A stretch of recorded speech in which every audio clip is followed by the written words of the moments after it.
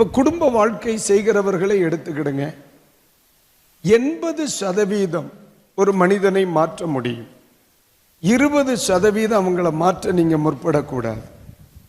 அந்த 80%க்கு மேல ஒரு 20% இருக்கும்ல, அதுல நீங்க எப்ப கை வைப்பீங்களோ உன் வீட்டில் பிரச்சனை 7.5 இழுத்துரும். எல்லா மனிதர்களுக்குள்ளும் வெளியே சொல்ல முடியாத ஒரு 20% இருக்கும். தன்னால் மாற்ற முடியாத ஒரு 20% இருக்கும்.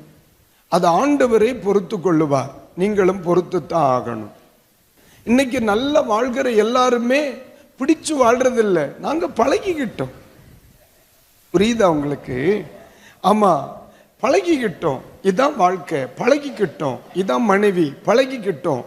இதுதான் புருஷன், பழகிக்கிட்டோம். சிலர்லாம் மனைவி கிடையாது, மனைவி மாதிரி. சிலர் புருஷர்கள் கிடையாது, புருஷர்கள் மாதிரி. சிலதெல்லாம் குடும்பமே கிடையாது, குடும்பம் மாதிரி.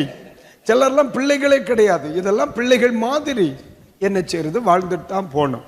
நாம் பழகி கொள்ளுகிறோம். என்ன செய்யறோம்? பழகி கொள்ளுகிறோம். நம்ம வாழ்க்கையை எந்த அளவிற்கு நீங்கள் வடிவமைத்து கொள்கிறீர்களோ அதுதான் உங்க வெற்றி.